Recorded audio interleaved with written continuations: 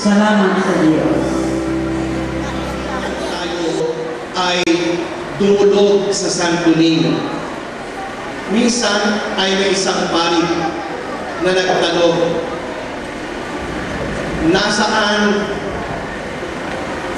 nasaan ang Casa Moriones? Ang sabi ng mga tao, nasa Tondo po. Nasaan ang Tondo?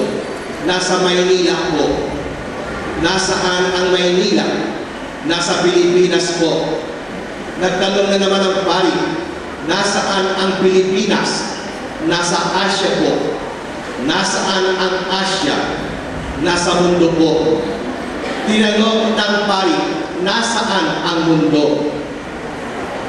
Isang bata ang sumagot, ayun po ang mundo, nasa kamay ng Santo Niño.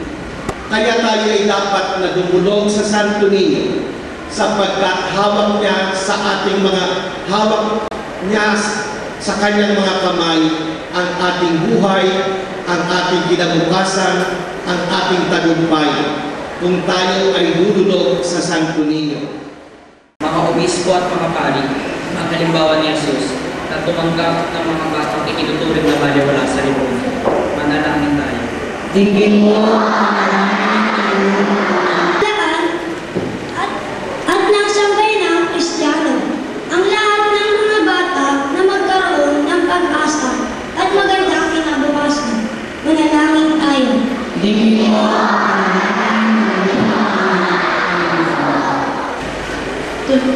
Turuan nawa ng mga magulang, mga guro at mga nakakatanda ang mga bata sa pamamagitan ng mabuting halimbawa at responsabling pamumuhay. Manalangin tayo.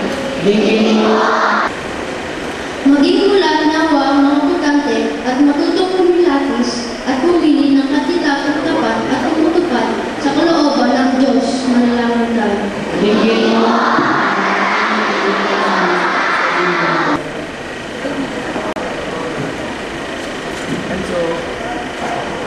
Nawa ang pagdiriwang natin ng kapisahan ng Santo Niño ay maging panahon ng pagpapaalalim ng ating ugnayan kay Kristo na laging nakabatid sa kalooban ng Ama. Manalangin tayo.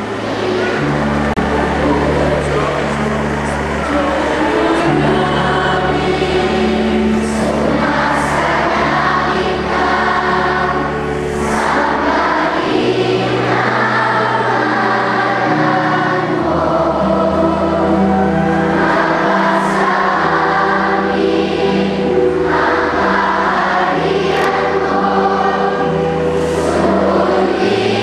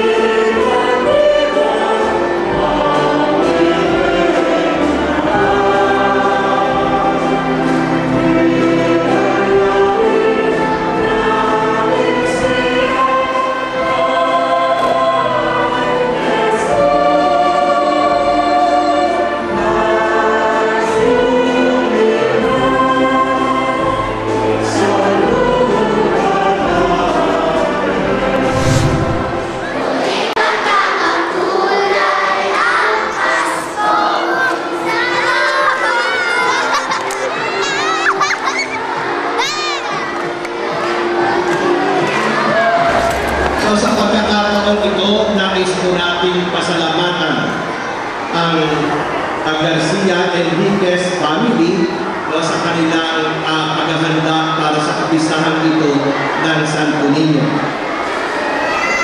Ganun din po kasama natin ang hermano noong isang taon, 2009, si Roy Ignacio Felix. Palakpakan po natin.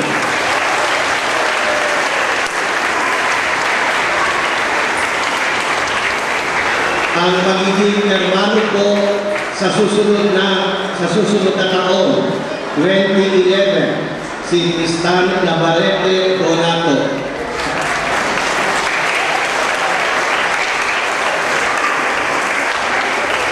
At siyempre po ang ating hermano ng kasalukuyang taon 2010, si Dino Lorenzo at Kea Sebastian Garcia Enriquez.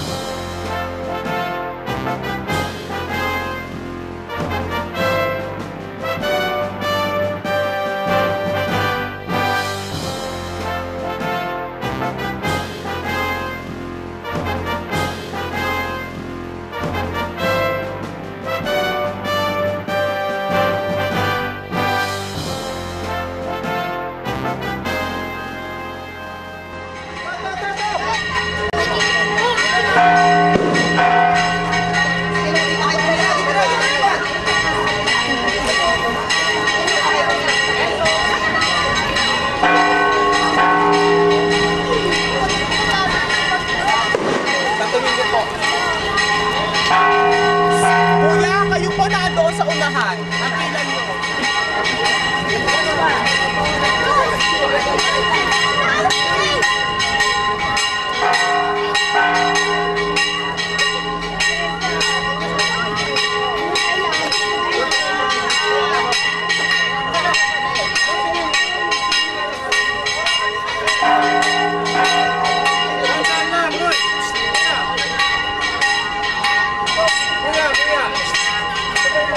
Kuya.